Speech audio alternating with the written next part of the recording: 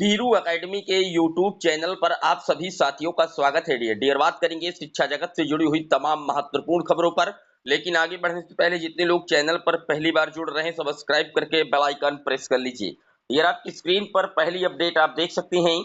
UP के 88 राजकीय विद्यालयों में 1454 शिक्षकों की होगी भर्ती।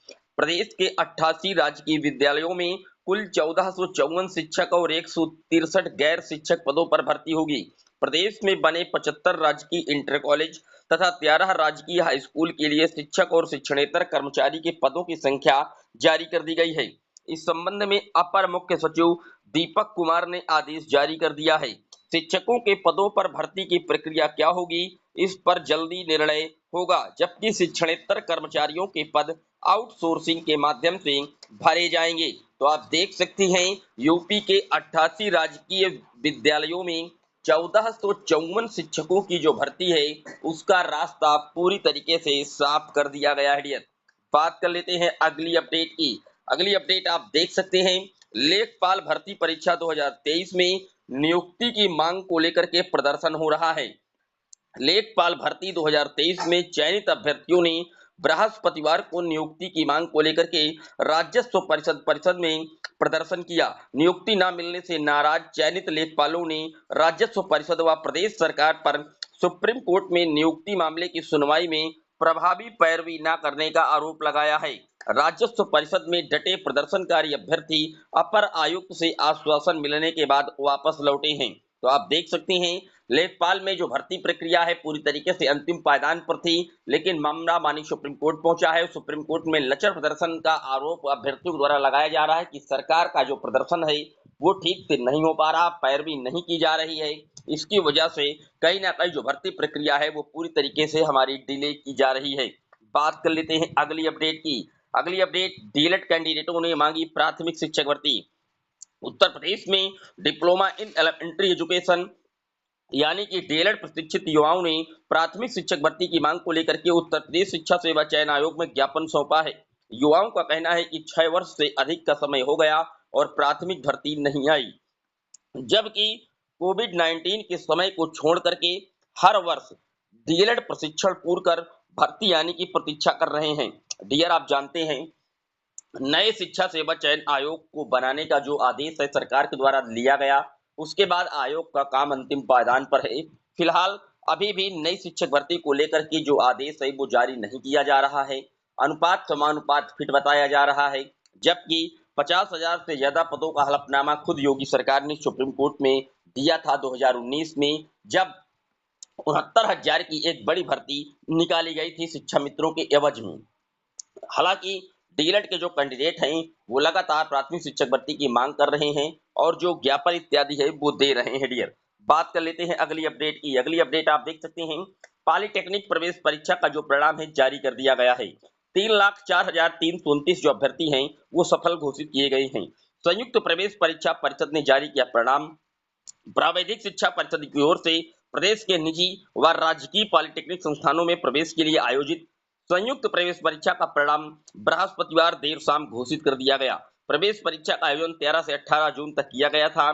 तो अब काउंसलिंग कराई जाएगी और कहीं ना कहीं जो अलॉटमेंट है वो किए जाएंगे और पूरी तरीके से 3,04,329 अभ्यर्थी इस पर सफल घोषित किए गए हैं। आप इसको GCAP.admission.nic पर देख करके अपना जो डाटा है वो देख सकते हैं। कांस्टेबल जीडी की उत्तर कुंजी देकर के परिणाम देना भूल गया एसएससी। 46,617 पदों पर जो परीक्षा हुई थी उसका जो आंसर की है जारी की गई है, लेकिन अभी तक जो परिणाम है वो जारी नहीं किया गया। इसको लेकर के अभ्यर्थियों ने लेटर लिखा हुआ है और मांग की है कि जल्द से जल्द जो कांस्टेबल जीडी का परिणाम है वो जारी किया जाए। डियर, बात कर लेते हैं अगली अपडेट की। अगली अपडेट, राजकीय कॉलेजों में पुस्तकालय अध्यक्ष के 110 पदों पर होगी भर्ती। उच्च शिक्षा निदेशालय ने यूपीपीएससी को भेजा पदों का अधियाचन। प्रदेश के राजकीय महाविद्यालयों में पुस्तकालय अध्यक्षों के 110 पदों पर भर्ती की तैयारी की जा रही है। उच्च शिक्षा निदेशालय की ओर से रिक्त पदों का अधियाचन उत्तर प्रदेश लोक सेवा आयोग को भेजा जा चुका है। भर्ती के लिए नई नियमावली तैयार किए जाने का काम अंतिम चरण में है। इस बार पुस्तकालय अध्यक्ष भर्ती में स्क्रीनिंग परीक्षा की महत्वपूर्ण भूमिका होगी। तो 110 पुस्तकालय अध्यक्षों की जो भर्ती का अधियाचन है वो जा चुका है और बहुत जल्द जो इसकी स्क्रीनिंग इत्यादि है उसका जो कार्यक्रम है, स्टार्टअप है, वो क्रिएट किया जाएगा डियर। बात कर लेते हैं अगली अपडेट की। अगली अपडेट आप देख सकते हैं, द्रौपदी मुर्मू जी का बड़ा आदेश है, पेपर लीक के दोषी बख्शे नहीं जाएंगे। द्रौपदी मुर्मू जो कि भारत की राष्ट्रपति है, इन्होंने कहा है कि गलत सूचनाओं से सचेत रहने को कहा और जो दोषी मिलेंगे पेपर लीक के वो बख्शे नहीं जाएंगे। हालांकि केंद्र सरकार के द्वारा एक बड़ा नियम भी लगाया गया और उसके बाद उत्तर प्रदेश सरकार योगी आदित्यनाथ के द्वारा भी एक बड़ा आदेश जारी किया गया कि जो पेपर लीक में फंसेंगे दोषी उन पर बड़ी कार्रवाई होगी, आजीवन कारावास होगा, 1 करोड़ रुपए का जुर्माना होगा। तमाम सारी जो व्यवस्थाएं हैं चक चौबंद करने का प्रयास किया जा रहा है, क्योंकि अभी आपने देखा था नीट का एग्जाम हो, नेट का एग्जाम हो, यूपीपी का एग्जाम हो, कई सारी जो एग्जाम हैं उन पर पेपर लीक हुआ था और अंततः जो परीक्षा है रद्द करनी पड़ गई थी। बात कर लेते हैं अगली अपडेट की। अगली अपडेट, परिषदीय शिक्षकों के समायोजन में फंसेगा पेंच। आप जानते हैं कि प्राथमिक परिषदीय विद्यालय में जो शिक्षकों के समायोजन हैं, जो तबादले हैं वो किए जा रहे हैं, लेकिन यहाँ पर एक नया जो मैटर है वो फंस सकता है। कॉमर्स को विज्ञान गणित में शामिल करने से विसंगति है और कहीं ना कहीं जो शिक्षक हैं वो अधिकतम 25 विद्यालय का विकल्प दे सकते हैं और डीएम की अध्यक्षता में जो कमेटी है जिले के अंदर जो समायोजन हो रहा है वो कमेटी गठित की गई है और पूरी तरीके से कहीं ना कहीं मामला फंसे ना, क्योंकि कई साल से लगातार जो मामला है विवादों में आ जाता है और जो परिषदीय विद्यालय में शिक्षकों के समायोजन की कवायद है वो कहीं ना कहीं फंस जाती है। लेकिन इस बार पूरी चाक चौबंद व्यवस्था के साथ जो समायोजन है किया जा रहा है। फिलहाल जो कॉमर्स के अभ्यर्थी हैं उनको विज्ञान गणित में शामिल करने से मामला हो सकता है कि फंसे, लेकिन निश्चित तौर पर इस बार जो व्यवस्थाएं हैं चाक चौबंद की गई है डियर। बात कर लेते हैं अगली अपडेट की। अगली अपडेट आप देख सकती हैं, पर्चा लीक गिरोह का सरगना पुलिस से ज्यादा पावरफुल, मास्टरमाइंड ने विवेचक बदलवाया, गिरफ्तारी वारंट ठंडे बस्ते में। आरओ सिपाही भर्ती परीक्षा और नीट में धांधली कराने वाला गिरोह आकाओं की साह पर कुछ भी करने को कुवत रखता है। यहाँ पर आप देख सकते हैं जो विवेचक था, जो जिसको जांच मिली थी उसी को हटवा दिया गया है। तो आप देख सकते हैं पर्चा लीक गिरोह का जो सरगना है वो पुलिस से ज्यादा पावरफुल है, यहाँ पर बताया जा रहा है।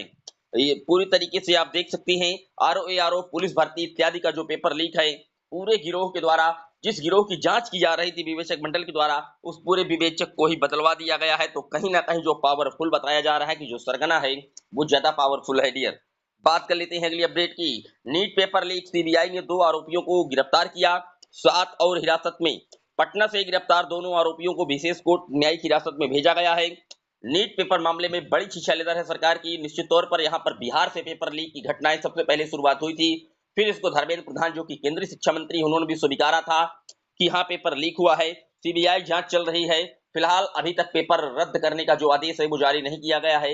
हालांकि काउंसलिंग पर रोक लगाने से सुप्रीम कोर्ट ने स्पष्ट तौर पर मना भी किया है। फिलहाल देखने वाली बात यह होगी कि आगे चल करके इसमें क्या कुछ जो स्पष्टीकरण है वो निकल कर आता है डियर। बात कर लेते हैं अगली अपडेट की। सिपाही भर्ती परीक्षा के लिए 37 केंद्रों का सत्यापन हो चुका है। यूपी पुलिस में सिपाही भर्ती परीक्षा निरस्त होने के बाद एक बार फिर से शासन ने परीक्षा कराने की जो तैयारी है शुरू कर दी है। इस बार परीक्षा केंद्रों पर विशेष सतर्कता बरती जा रही है। सिर्फ सरकारी कॉलेजों में ही परीक्षा कराने का प्रस्ताव है। प्रयागराज समेत अन्य जिलों में कॉलेज चिन्हित करके उनका सत्यापन कराया जा रहा है। पुलिस के अलावा एलआईयू से भी रिपोर्ट मांगी गई है।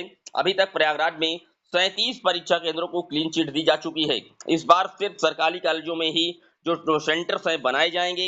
एलआईयू से भी मदद ली जा रही है। कॉलेज के प्रिंसिपल करा रहे हैं सत्यापन। फिलहाल आप जानते हैं 60,000 से अधिक पदों पर पुलिस भर्ती का विज्ञापन जारी किया गया था, जहां पर पेपर लीक की वजह से पेपर निरस्त करना पड़ा था। फिलहाल फिर से जो तैयारी है उत्तर प्रदेश में पुलिस परीक्षा की चाक चौबंद की जा रही है। सेंटरों का जो सत्यापन है पुलिस और एलआईयू की टीम के द्वारा किया जा रहा है और अब उत्तर प्रदेश की सरकार यही चाहती है कि बेदाग छवि से जो परीक्षा है वो कंडक्ट करवाई जाए। इसीलिए पेपर लीक पर बड़े बड़े नियम और कानून बना करके नकल माफियाओं पर जो नकेल लगाने का कार्य है वो तेज किया जा रहा है डियर। ये था शिक्षा जगत से जुड़ा हुआ दैनिक वीडियो। कैसा लगा कमेंट जरूर करिएगा। जितने लोग चैनल पर पहली बार जुड़ रहे हैं सब्सक्राइब कर लीजिएगा। फिर मिलेंगे एक और वीडियो में, तब तक के लिए जय हिंद जय भारत।